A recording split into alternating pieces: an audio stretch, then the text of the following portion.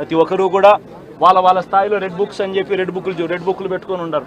చంద్రబాబు నాయుడు స్థాయిలో చంద్రబాబు నాయుడు ఒక red book, Lokesh స్థాయిలో లోకేష్ ఒక రెడ్ బుక్, ఎమ్మెల్యే స్థాయిలో ఎమ్మెల్యే ఒక రెడ్ బుక్, మండల స్థాయిలో మండల నాయకుడు ఒక రెడ్ బుక్, గ్రామ స్థాయిలో గ్రామంలో ఇంకో రెడ్ బుక్, గ్రామ స్థాయిలో ఇంకో నాయకుడు గ్రామ స్థాయిలో ఇంకో రెడ్ బుక్లలో పెట్టుకొని ఏం చేస్తూ ఉన్నారు? అతి దారుణంగా అన్యాయంగా ఆస్తులు ధ్వంసం చేస్తూ ఉన్నారు. రాష్ట్రం మొత్తం దాన్ని చూస్తూ ఉంది, కానీ ఎవడు మాట్లాడడం లేరు. దొంగ కేసులు పెడతా ఉన్నారు, పోలీసులు ప్రేక్షక పాత్ర పోషిస్తూ ఉన్నారు. దొంగ కేసులు పెడతా ఉన్నారు, వాళ్ళే కొడతారు, మన ఇటువైపున కేసులు పెడతా ఉన్నారు. రాష్ట్రం మొత్తం ఇది చూస్తూ ఉంది. చీని చెట్లు నరికేస్తూ ఉన్నారు, ఆస్తులు ధ్వంసం చేస్తూ ఉన్నారు, కనిపిస్తూ ఉంది. ఎమ్మెల్యేలు ఏకంగా జేసీబీల మీద పొక్లేన్ల మీద ఎమ్మెల్యేలు స్వయంగా తిష్టేసి ఏకంగా పోయి బిల్డింగులు పగలగొట్టే కార్యక్రమాలు చేస్తూ ఉన్నారు.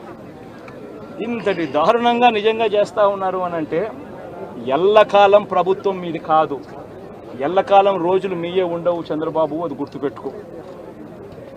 మీ పాపాలు పండుతూ ఉన్నాయి వేగంగా. ప్రజలు దీన్ని క్షమించని పరిస్థితుల్లోకి వస్తారు. ఖచ్చితంగా మీకు బుద్ధి చెప్పే పరిస్థితులు రోజులు కూడా ఉంటాయి.